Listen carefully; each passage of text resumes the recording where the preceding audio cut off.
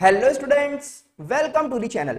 तो बेटा, जैसा कि आप सभी को पता है कि हम यहाँ पर चाहते हैं कि आप लोगों के लिए पढ़ाई को आसान बना दिया जाए, चीजों को सिंप्लीफाई करके आपको समझा दिया जाए। और इसी सिलसिले में हम यहाँ पर चल रहे हैं, जिसमें हम ट्रांसपोर्टेशन एंड असाइनमेंट प्रॉब्लम्स को देख रहे हैं, जिसमें हमने ट्रांसपोर्टेशन प्रॉब्लम्स ऑलरेडी कवर कर लिया है और असाइनमेंट प्रॉब्लम्स के जो बेसिक स्टेप्स हैं वो आपको हम समझा चुके हैं।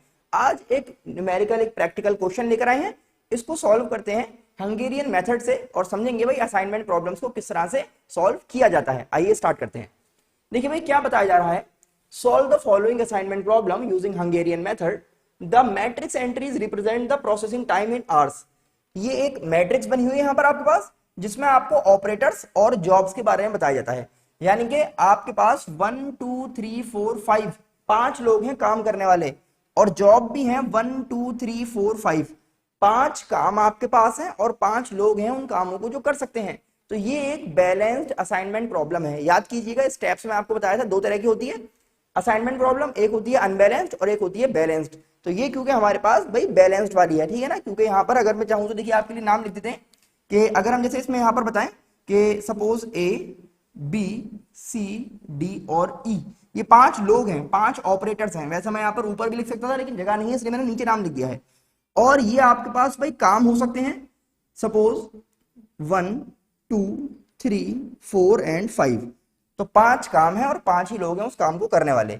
और क्योंकि ये हम यहाँ पर देखिए, क्वेश्चन जब आपको मिलेगा ना तो इस फॉर्म में मिलेगा, एक बॉक्स में वैल्यूज जो है इनक्लोज्ड होती हैं। ये एक मैट्रिक्स है अंदर वाली, सिर्फ आपको है ना, इसको नहीं देखना, इसको नहीं देखना, सिर्फ ये आपकी मैट्रिक्स है। और ये जो मैट्रिक्स है ना, ये वैल्यूज आपको टाइम दिखा रहे हैं कि किस काम को करने के लिए कौन सा ऑपरेटर कितने आवर्स लगाएगा। हमें करना है भाई इनका मिनिमाइजेशन, यानी कि कम से कम टाइम में काम हो जाए, ये हम करना चाहते हैं। यही है असाइनमेंट प्रॉब्लम।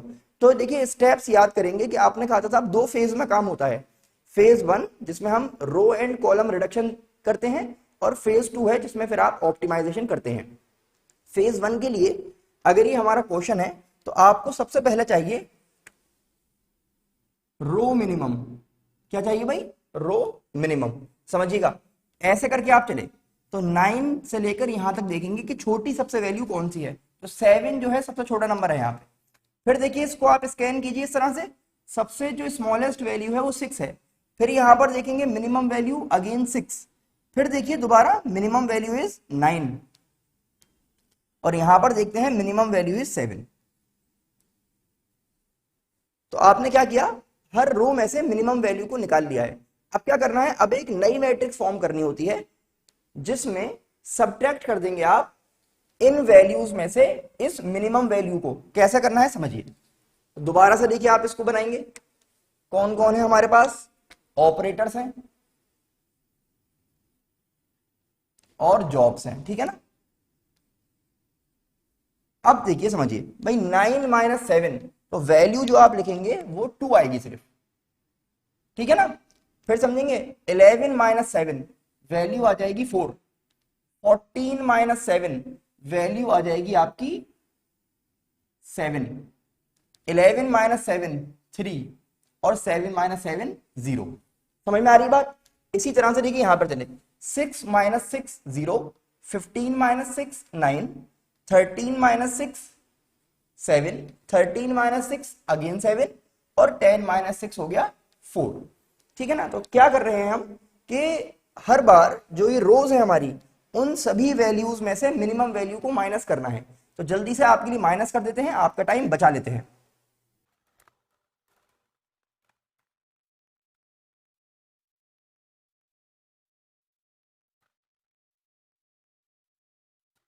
तो ये हमारा स्टेप 1 यहां पर कंप्लीट हो गया है।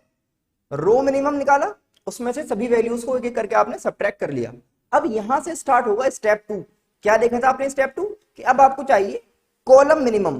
तो यहां से देखिए फिर आप चले और आपने देखा एक एक करके कि हर कॉलम में इस तरह से देखेंगे मिनिमम वैल्यू कौन कौन सी है। तो यहां से आप आए देखिए 0, यहां से आप आए देखिए मिनिमम वैल्यू 0, फिर आप चले देखिए मिनिमम वैल्यू 0, यहां पर देखेंगे मिनिमम वैल्यू इज 2, और यहां पर देखेंगे मिनिमम वैल्यू इज 0।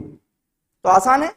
और अब क्या करना है भाई कि जब आपने मिनिमम वैल्यूज कैलकुलेट कर ली हैं, तो अब आप एक नई मैट्रिक्स दोबारा फॉर्म करेंगे, जिसमें आपको क्या करना रहेगा कि अब इस हर कॉलम की वैल्यू में से आपको इस मिनिमम वैल्यू को सब्ट्रैक्ट करना है। कैसे करना है आइए समझते हैं। दोबारा देखिए आपने बनाया तो भाई ऑपरेटर हमारे पास है और हमारे पास है जॉब्स, ठीक है ना। अब समझिए 2 माइनस 0 कितना आ गया भाई 2, 0 माइनस 0 0, 6 माइनस 0 6, 2 एंड 0। सारी वैल्यूज एज इट इज यहां पर आ जाएंगी क्योंकि 0 लिखा हुआ है। यहां पर भी देखिए सेम वैल्यूज कॉपी पेस्ट कर लीजिए, ये हो गया बहुत आसान है। फिर देखिए यहां से आप चले, ये आ गया देखिए। फिर यहां पर आ जाइए भाई, यहां पर अब 2 आ गया है, अब क्या करेंगे 3 माइनस 2 ये हो जाएगा 1, 7 माइनस 2 5, 2 माइनस 2 0, 3 माइनस 2 1 और 3 माइनस 2 अगेन ये वैल्यू आ गई आपकी 1। लास्ट में देखिए फिर क्योंकि नीचे 0 है तो कॉपी पेस्ट कर लीजिए 0 4 2 0 एंड 7। ये आपने एक मैट्रिक्स फॉर्म कर ली अपनी स्टेप 2 के बाद, और ये फेज 1 जो है आपका यहां पर कंप्लीट होता है। ये हो गया हमारा फेज 1 कंप्लीट, जिसमें हमने किया है रो एंड कॉलम रिडक्शन। इतना कीजिए फिर आपको आगे लेकर चलते हैं। सबसे पहले देखिए क्वेश्चन था, इसमें हमने रो मिनिमम कैलकुलेट किया। फिर यहां पर स्टेप 1 की तरफ चले कि रो मिनिमम जो हमने निकाला है उसमें से वैल्यूज को माइनस कर लिया रो वाइज। फिर यहां से इसमें से कॉलम का मिनिमम कैलकुलेट किया और फिर उसमें से हमने एक नई वैल्यू यहां पर कैलकुलेट कर ली है अपने कॉलम के मिनिमम में से सारी वैल्यूज को माइनस करते हुए, बल्कि सारी वैल्यूज में से कॉलम के मिनिमम को माइनस करते हुए, है ना। ये फेज 1 हो गया। अब आइए फेज 2 की तरफ चलते हैं। आई होप इतना यहां तक आपको समझ में आ रहा होगा और मैं उम्मीद करता हूं कि यहां पर आप आए हैं उससे पहले आपने स्टेप्स वाली वीडियो जो है वो बहुत अच्छी तरह देखी और समझ ली है, क्योंकि बिना स्टेप्स को समझे आप ये नहीं कर सकते, है ना।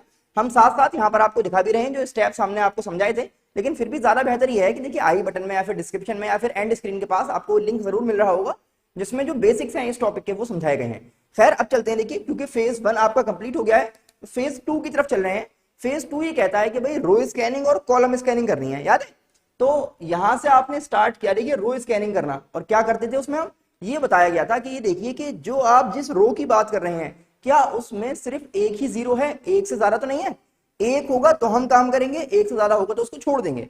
समझिए देखिए, तो रो 1 में आए, यहां पर एक 0 मिला है ना, पूरी एक रो में एक ही 0 है। क्योंकि यहां पर सिर्फ एक 0 है तो ये बताया गया है कि साहब यहां पर एक स्क्वायर बना लीजिए। यहां पर क्या कीजिए, एक स्क्वायर बना लीजिए, और स्क्वायर बनाने के बाद आप इस पूरी रो को क्या कर दिए, इस तरह से एक वर्टिकल लाइन से कवर कर दीजिए। तो एक वर्टिकल लाइन से हमने क्या किया भाई, इस पूरी कॉलम को यहां से उड़ा दिया, ठीक है ना। ये आपका डिलीट कहा जाएगा कि आपने डिलीट कर दिया। फिर आप आए देखिए सेकंड रो की तरफ, सेकंड रो में भी एक ही 0 मिला। एक ही 0 मिलने का मतलब है स्क्वायर बनाया, और स्क्वायर बना के इसको भी आपने एक वर्टिकल लाइन से क्या करा भाई, कवर कर दिया, देखिए इस तरह से, ठीक है ना। थर्ड रो में देखा, थर्ड रो में यहां पर 2 0 हो गए हैं, 2 0 हैं तो आपने क्या करा भाई, इसको फिलहाल छोड़ देते हैं, बाद में देखेंगे। फिर आप आए देखिए नेक्स्ट यहां पर, तो फोर्थ रो में जब आप आए तो वैसे तो आपको लग रहा है कि साहब यहां पर 2 0 हैं, लेकिन 2 नहीं है, 0 यहां पर एक ही कहा जाएगा क्योंकि एक ऑलरेडी डिलीट हो गया है। इसका मतलब सिर्फ ये है, इस पे आपने क्या किया भाई, स्क्वायर बनाया और इसको उड़ा दिया, देखिए यहां से ये चला गया। और फिर आप आ गए फिफ्थ रो की तरफ, और फिफ्थ रो में आपको एक भी 0 नहीं मिल रहा, तो इसका मतलब आप फिलहाल इसको छोड़ दीजिए, ठीक है ना। क्या ये बात समझ में आ रही है। अब क्या हुआ देखिए, क्योंकि अभी भी कुछ हमारे पास यहां पर 0 बचे हुए हैं, तो 0 बचने का मतलब यह है कि अब आपको कॉलम स्कैनिंग की तरफ जाना है और फिर ये देखना है कि क्या हर कॉलम में एक एक ही 0 है, एक से ज्यादा है। फिर देखिए चलते हैं हम यहां से, तो फर्स्ट कॉलम देखा deleted, second column deleted, third column में देखा आपने, देखो एक 0 नजर आ रहा है ना। एक 0 का मतलब है आपने ये बनाया और उसके बाद इस तरह से एक हॉरिजॉन्टल लाइन से आपको इसको कवर करना है। तो ये हॉरिजॉन्टल लाइन इस तरह से आप बना देंगे जिसमें से सारी वैल्यूज लिखी हुई हैं ये आपकी कवर हो जाए, है ना। वैल्यूज थोड़ी ऊपर नीचे लिखी है तो लाइन मेरी थोड़ी सी यह टेढ़ी चली जाएगी, लेकिन कंसेप्ट जो समझा रहे हैं वो क्या है कि एक हॉरिजॉन्टल लाइन से आपको इसको कवर कर देना है। तो फिलहाल आपने इतना काम किया है, इसको देखिए समझिए फिर आगे चलते हैं। तो ये हमने कंप्लीट कर लिया है अपना स्टेप 1। आई होप आपको समझ में आ गया होगा। अब क्या कर रहे हैं देखिए, दोबारा इसमें देखते हैं कि क्या बताया गया था, कि अब आप देखिए स्टेप 2 में जाइए, और स्टेप 2 में बताया गया है कि चेक करना है कि जितने हमारे पास स्क्वायर्स यहां पर आए हैं, यानी कि नंबर ऑफ स्क्वायर्स जो हैं, क्या वो बराबर हैं नंबर ऑफ रोज के, है ना? नंबर ऑफ स्क्वायर किसके बराबर है? नंबर ऑफ रोज के। तो बताइए भाई, स्क्वायर कितने हैं? 1 2 3 एंड 4, और रोज कितनी थी? 1 2 3 4 5, है ना? तो 5 रो हैं और स्क्वायर बने थे हमारे 4। इसका मतलब अब ये बराबर नहीं हुआ। अगर ये बराबर हो जाता तो फिर हम सॉल्यूशन के बिल्कुल लास्ट स्टेप पे आ जाते, लेकिन अभी तो ऐसा नहीं होगा। अब हमें चलना पड़ेगा स्टेप 3 की तरफ। आइए देखते हैं हमने स्टेप 3 में क्या लिखवाया हुआ है आपको। तो देखिए स्टेप 3 हमसे क्या कह रहा था कि स्टेप 3 के 3 पार्ट्स हैं। सबसे पहले ये देखिए कि जो हमारे पास अनडिलीटेड वैल्यूज हैं, यानी कि वो वैल्यूज जो लाइन से कवर नहीं हुई हैं, उनको देखना है और उसमें से सबसे मिनिमम वैल्यू जो है वो आपको उठा लेनी है। तो यहां पर देखेंगे ये हमारे पास अनडिलीटेड वैल्यूज हैं, जिनमें से मिनिमम वैल्यू जो है वो हमें 1 नजर आ रही है। बहुत सारे 1 है, कोई सा भी जो 1 आपको अच्छा लगे उसको आप ले लीजिए। तो खैर मिनिमम वैल्यू हो गई 1। इसको मैं यहां पर लिख रहा हूं आपके लिए कि हमारे पास जो मिनिमम वैल्यू बच रही है कहां से? अनडिलीटेड सेल्स में से, है ना, वो आ रही है 1। अब इसको करने के बाद आपको करने हैं भाई यहां से 3 काम। क्या काम है? काम नंबर 1 कि जो हमारे इंटरसेक्शन पॉइंट्स हैं, इंटरसेक्शन पॉइंट्स वो हैं जहां पर जो वर्टिकल और हॉरिजॉन्टल लाइंस हैं वो आपस में मीट कर रही हैं। तो ये हमारे देखेंगे 1 2 3, 3 यहां पर हमारे पास इंटरसेक्शन पॉइंट्स हैं। तो इन इंटरसेक्शन पॉइंट्स पर क्या करना है? इस अनडिलीटेड वैल्यू को हमें ऐड कर देना है। और फिर आप इसी तरह देखेंगे कि जो रिमेनिंग वैल्यूज हैं, है ना, ये वाली अनडिलीटेड वैल्यूज, इसमें से कहा गया था कि सब्ट्रैक्ट कर दीजिए उसी मिनिमम वैल्यू को, और जो रिमेनिंग वैल्यूज आपको फिर नजर आएंगी उन्हें एज इट इज लिख दीजिए। क्या मतलब है सबका, ये समझते हैं। देखिए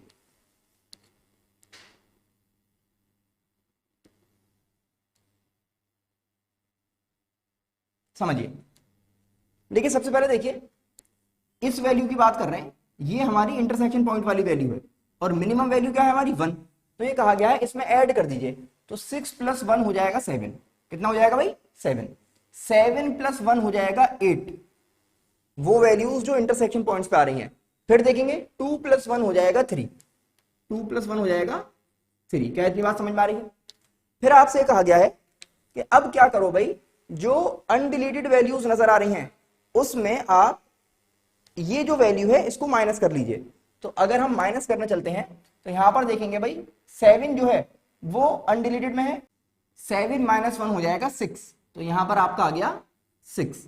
फिर देखिए 1, तो 1 - 1 हो जाएगा 0, ठीक है ना। फिर नीचे देखिए 7 है, 7 - 1 अगेन 6, 5 - 1 इज 4, ठीक है ना। फिर यहां पर देखेंगे अनडिलीटेड वैल्यू आई है 1 1, तो यहां पर ये वैल्यू कुछ इस तरह से मिलेगी हमें। 1 में से बन गया 0 और 1 में से बन गया अगेन 0, 7 में से बन गया 6 और 1 में से बन गया 0। ये वैल्यूज आपने लिखी हैं। क्या किया है? जो अनडिलीटेड वैल्यूज थी उनमें से माइनस किया है और जो इंटरसेक्शन पॉइंट से वहां पर ऐड किया है उसी मिनिमम वैल्यू को। अब कह रहे हैं रिमेनिंग जो वैल्यूज हैं उन्हें आप एज इट इज लिख दें। रिमेनिंग वैल्यूज पे आ गए साहब। रिमेनिंग वैल्यूज हमारे पास ये हैं जो लाइन से कवर होती हुई नजर आ रही है आपको, जैसे 2, तो 2 अपनी जगह पर आ गया, 0 अपनी जगह पर आ गया, 4 आ गया, 9। फिर देखिए 2 0 0 5। इसी तरह यहां पर आ जाएंगे। देखिए ये क्योंकि लाइन से कवर होता हुआ चल रहा है तो 0 0 ये एज इट इज आ गया। यहां पर देखिए लाइन आ रही है 0 एंड 4, इधर देखेंगे 0 एंड 7। तो ये इस तरह से आपने एक नई मैट्रिक्स डेवलप कर ली स्टेप 3 को फॉलो करते हुए। सही है ना? ये काम खत्म हो गया आपका। अब क्या करना है भाई? फिर आप आगे चले, इसको देखिए समझिए और आगे लेकर चल रहे हैं। देखिए किस तरह से, इसलिए मैंने यहाँ पर 2 कलर से किया है। जो रेड वाला है वो वैल्यूज हमने बिल्कुल टच नहीं की है, जो ब्लैक से है उन वैल्यूज को टच यहाँ पर किया गया है। और इनमें भी जो ये वाली वैल्यूज है ना 7 8 और 3 ये आई हैं इसमें मिनिमम वैल्यू को ऐड करके, और इसके अलावा जितनी वैल्यूज हैं वो सब्ट्रैक्ट करके बनी है। आइए दोबारा देखते हैं भाई स्टेप्स में क्या बताया गया था। अब आपसे कह रहे हैं कि साहब यहां तक आने के बाद दोबारा चले जाइए स्टेप 1 की तरफ। और स्टेप 1 हम जानते हैं क्या करना था उसमें, रो स्कैनिंग एंड कॉलम स्कैनिंग। आइए रो स्कैनिंग पे चलते हैं। रो स्कैनिंग का मतलब था कि आप देखिए हर रो में कि एक 0 अगर है तो स्क्वायर बनाइए, नहीं है तो आगे चले जाइए। तो यहां पर आपने देखा 2 0 हो गए, छोड़ देते हैं। यहां पर देखेंगे भाई एक ही 0 है, एक 0 का मतलब है कि इसको आप यहां पर इस तरह से स्क्वायर बनाएंगे और स्क्वायर बना के एक वर्टिकल लाइन से इसको पूरे को डिलीट कर दिया आपने, ठीक है ना। फिर आप देखिए आगे चले, सेकंड को हो गया, थर्ड देखिए 2 आ गए छोड़ दिया, फोर्थ देखेंगे 2 आ गए छोड़ दीजिए, फिफ्थ में वैसे तो 2 है लेकिन एक तो ऑलरेडी डिलीट हो गया है, तो ये है, इसको आपने स्क्वायर किया और इसको आपने इस तरह से उड़ा दिया। इतनी बात समझ में आ रही है?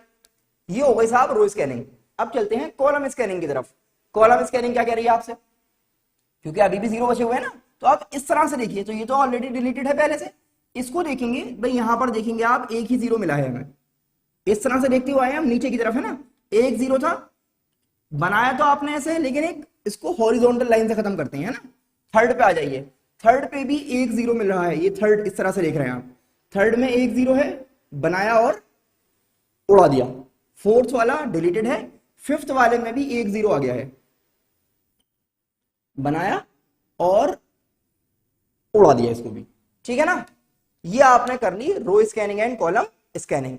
और उसके बाद क्या करना होता था, आपको चेक करना था कि जितने आपने 0 मार्क किए हैं, इसी वाले स्टेप पे आ गए वापस, number of square is equal to number of rose.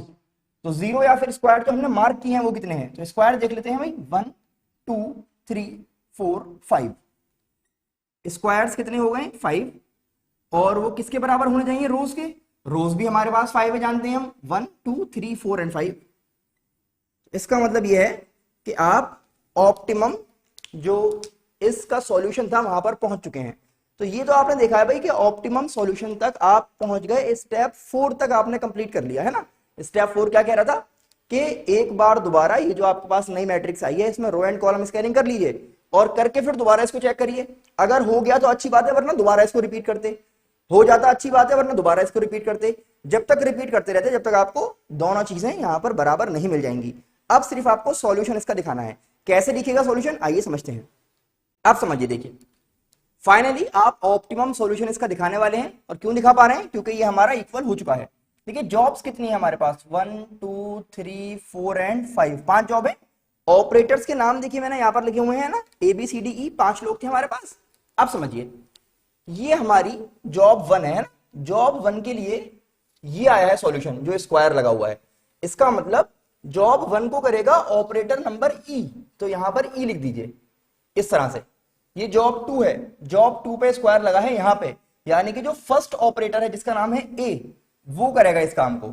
Job 3 समझेंगे, यहां पर लगा हुआ है, यानी कि ऑपरेटर C जो है वो करेगा इस काम को, यहां पर C आया हुआ है ना। फिर देखेंगे भाई जॉब 4 में यहां पर लगा हुआ है, यानी कि जो ऑपरेटर B है वो करेगा इस काम को, और जॉब 5 में इसी तरह से आप देखेंगे यहां पर, यानी कि ऑपरेटर D जो है वो इस काम को कर लेगा। ये तो आपने क्या करा, असाइन कर दिया कि भाई कौन जो है किस काम को करेगा।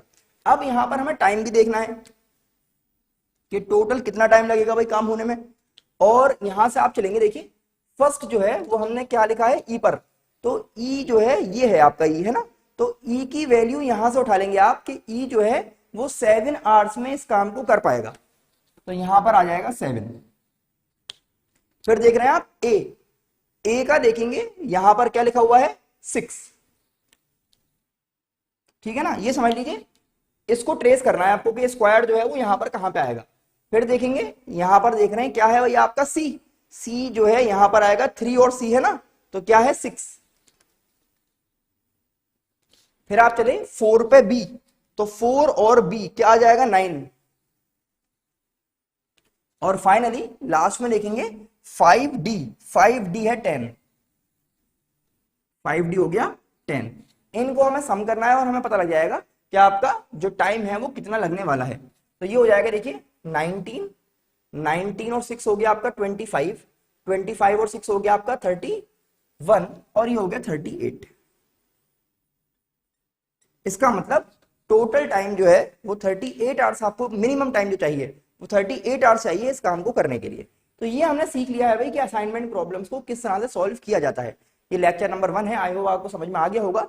देखिए एक चीज मैं आपसे कहना चाहता हूं, जब आप लोग यहाँ पर आते हैं और इस लेक्चर को देखते हैं, अगर आपको अच्छा लगे, अगर तो 2 काम करने होते हैं ताकि मुझे ये समझ में आ जाए कि आपको अच्छा लग रहा है और मैं अपनी मेहनत को कंटिन्यू रखूं आपके लिए। भाई एक तो लाइक कर सकते हैं आप इसे, जिससे मुझे पता लगेगा हाँ साहब चलो कुछ लोगों को समझ में आ रहा है, पसंद आ रहा है, और सब्सक्राइब कर देंगे तो फ्री होता है भाई, कोई पैसे तो आपको जाएगा नहीं, लेकिन मुझे लगेगा कि हाँ भाई हमारी मेहनत जो है वसूल हो रही है, कुछ लोगों को अच्छा लग रहा है कंटेंट हमारा, जो लेक्चर्स हम आपके लिए ला रहे हैं वो आपको पसंद आ रहे हैं, उनसे आप कुछ अच्छा अचीव कर पाएंगे इंशाल्लाह, आपका जो एग्जाम है उसमें आप अच्छा स्कोर कर लेंगे। तो बस दो ही तो काम करने, और अगर एक बहुत ही बढ़िया काम अपने फ्रेंड्स को शेयर कर देते तो आप मजा ही आ जाएगा, ठीक है ना। और अगर आपको ऑफलाइन गाइडेंस चाहिए, देखिए ऑनलाइन तो जितना हमसे हो रहा है आपके लिए हम प्रोवाइड कर रहे हैं फ्री ऑफ कॉस्ट, लेकिन फिर भी अगर आपको ऑफलाइन गाइडेंस चाहिए, क्वेश्चन पूछने हैं भाई, डाउट क्लियर होते हैं, सामने बैठ के बहुत अच्छा लगता है ना, तो आप शुएब सर क्लासेस में ऑफलाइन मोड में यहाँ पर आकर क्लास ज्वाइन कर सकते हैं। बहुत ही मिनिमम फीस में अच्छे से अच्छी तरह आपको समझाया जाएगा, बताया जाएगा।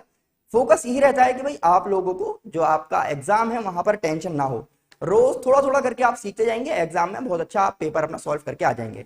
आई होप आपको बेटा समझ में आ गया होगा आज का लेक्चर। अब आपको करना क्या है, इसको देखिए समझिए, अपने फ्रेंड्स को जरूर शेयर कर दें, चैनल को सब्सक्राइब करना बिल्कुल भी ना भूलें। हम फिर मिलेंगे आपसे नेक्स्ट लेक्चर में। Thanks for watching.